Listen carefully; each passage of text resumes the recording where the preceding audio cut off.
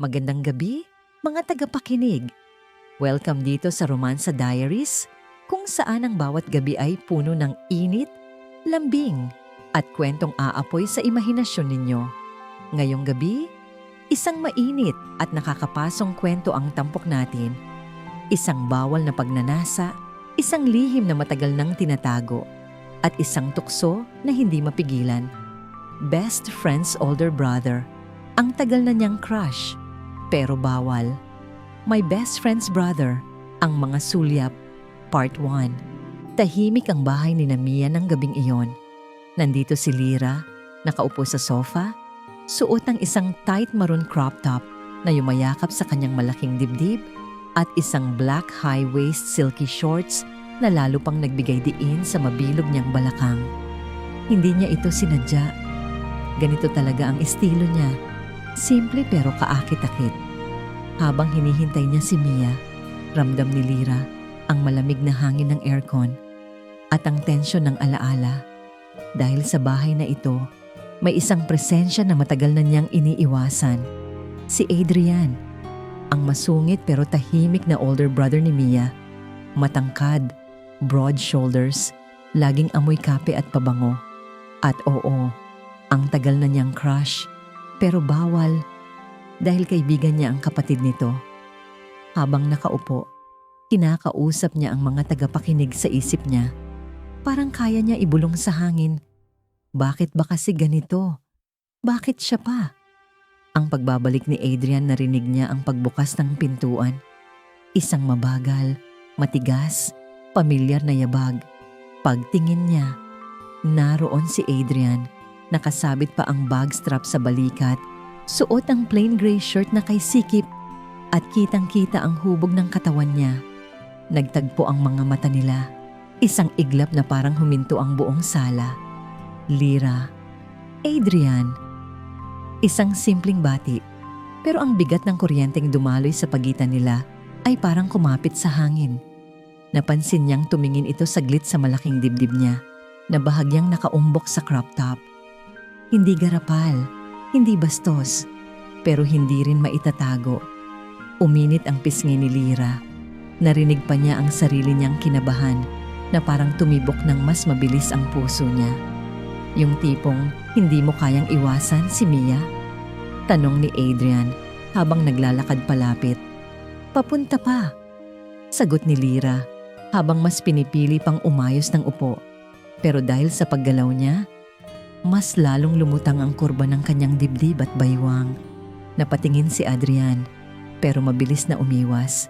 Siya naman ang nag-iwas ng tingin. Bawal, alam nilang pareho. Pero sa tensyong nasa pagitan nila, parang wala nang salitang bawal.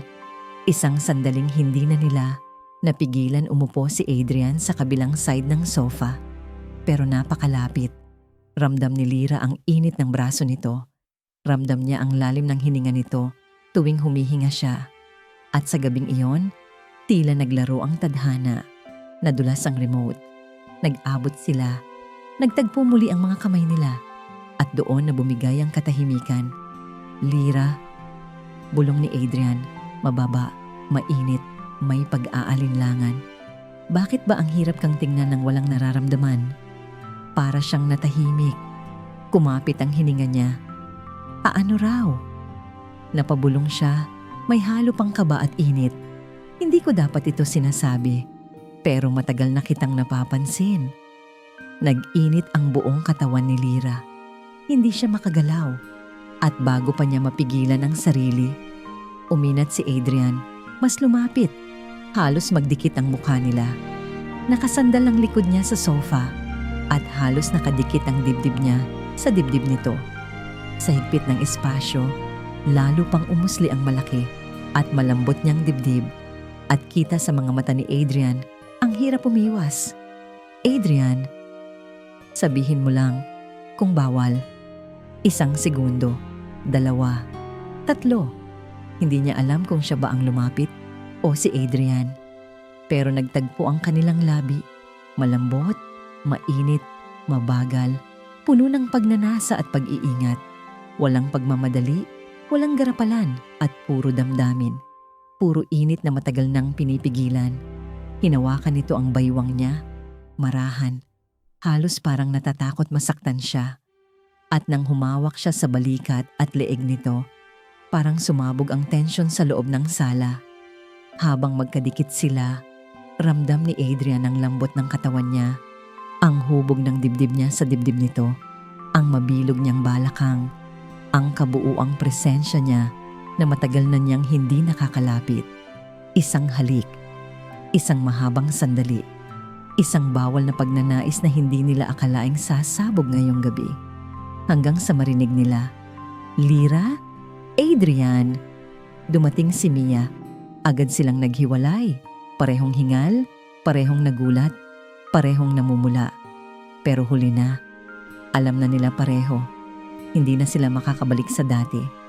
Dito na nagtatapos ang ating maikling kwento. Mga tagapakinig, salamat sa pagsama sa isa na namang gabi ng init at paglalambing. Sana ay nagustuhan ninyo ang munting romansa nating ito. Puno ng bawal na damdamin at hindi mapigilang pagnanasa. Iniimbitahan ko kayong mag-like, mag-share, at mag-subscribe sa Romansa Diaries. Bukas ulit. Bagong kwento, bagong init.